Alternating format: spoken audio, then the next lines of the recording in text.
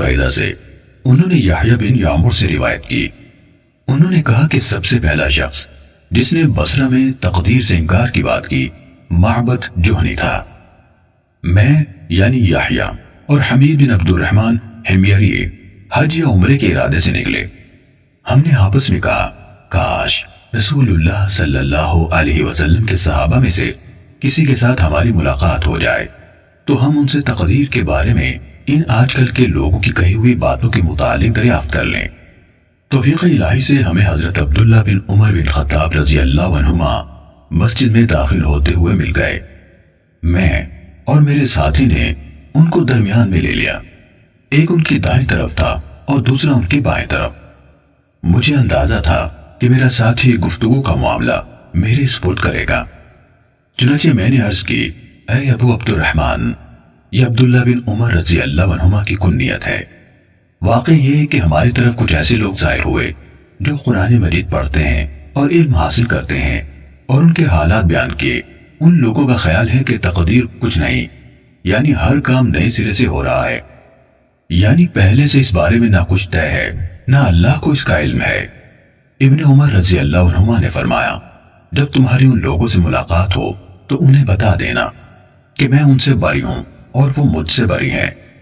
اس ذات کی قسم جس کے نام کے ساتھ عبداللہ بن عمر حلف اٹھاتا ہے، اگر ان میں سے کسی کے پاس احد پہاڑ کے برابر سونا ہو اور وہ اسے خرچ بھی کر دے تو اللہ تعالیٰ اس کی طرف سے اس کو قبول نہیں فرمائے گا یہاں تک کہ وہ تقدیر پر ایمان لے آئے۔ پھر کہا، مجھے میرے والد عمر ابن خطاب رضی اللہ عنہ نے بتایا، ایک دن ہم رسول اللہ صلی اللہ علیہ وآلہ وسلم کی خدمت میں حاضر تھے کہ اچانک ایک شخص ہمارے سامنے نمودار ہوا۔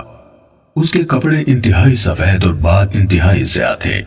اس پر سفر کا کوئی اثر دکھائی دیتا تھا، نہ ہم میں سے کوئی اسے پہچانتا تھا، حتیٰ کہ وہ آ کر نبی اکرم صلی اللہ علیہ وسلم کے پاس بیٹھ گیا اور اپنے گھٹنے آپ کے گھٹنوں سے ملا دیے اور اپنے ہاتھ آپ صلی اللہ علیہ وآلہ وسلم کی رانوں پر رکھ دیے اور کہا، اے محمد صلی اللہ علیہ وسلم، مجھے اسلام کے بارے میں بتائیے۔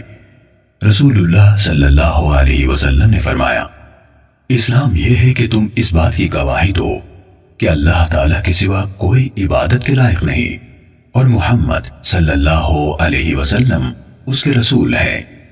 نماز کا اہتمام کرو، زکوٰۃ ادا کرو، رمضان کے روزے رکھو، اور اگر اللہ کے گھر تک راستہ طے کرنے کی استطاعت ہو تو اس کا حج کرو۔ اس نے کہا، آپ نے سچ فرمایا۔ حضرت عمر رضی اللہ عنہ نے کہا، ہمیں اس پر تعجب ہوا کہ آپ سے پوچھتا ہے اور خود ہی آپ کی تصدیق کرتا ہے۔ اس نے کہا، مجھے ایمان کے بارے میں بتائیے۔ آپ نے فرمایا، یہ کہ تم اللہ تعالیٰ، اس کے فرشتوں، اس کی کتابوں، اس کے رسولوں اور آخری دن یعنی یوم قیامت پر ایمان رکھو اور اچھی اور بری تقدیر پر بھی ایمان لاؤ۔ اس نے کہا، آپ نے درست فرمایا۔ پھر اس نے کہا، مجھے احسان کے بارے میں بتائیے۔ آپ نے فرمایا، یہ کہ تم اللہ تعالیٰ کی عبادت اس طرح کرو گویا تم اسے دیکھ رہے ہو، اور اگر تم اسے نہیں دیکھ رہے تو وہ تمہیں دیکھ رہا ہے۔ اس نے کہا، تو مجھے قیامت کے بارے میں بتائیے۔ آپ نے فرمایا، جس سے اس قیامت کے بارے میں سوال کیا جا رہا ہے وہ پوچھنے والے سے زیادہ نہیں جانتا۔ اس نے کہا، تو مجھے اس کی علامات بتا دیجئے۔ آپ نے فرمایا، علامات یہ ہے کہ لونڈی اپنی مالکہ کو جنم دے، اور یہ کہ تم ننگے پاؤں، ننگے بدن، محتاج، بکریاں چرانے والوں کو دیکھو کہ وہ اونچی سے اونچی عمارتیں بنانے میں ایک دوسرے کے ساتھ مقابلہ کر رہے ہیں۔ حضرت عمر رضی اللہ عنہ نے کہا، پھر وہ سائل چلا گیا۔ میں کچھ دیر اسی عالم میں رہا، پھر آپ صلی اللہ علیہ وآلہ وسلم نے مجھ سے کہا، اے عمر، تمہیں معلوم ہے کہ پوچھنے والا کون تھا؟ میں نے عرض کی، اللہ اور اس کا رسول زیادہ آگاہ ہے۔ آپ صلی اللہ علیہ وآلہ وسلم نے فرمایا، وہ جبرائیل تھے، تمہارے پاس آئے تھے، تمہیں تمہارا دین سکھا رہے تھے۔ صحیح مسلم حدیث نمبر 93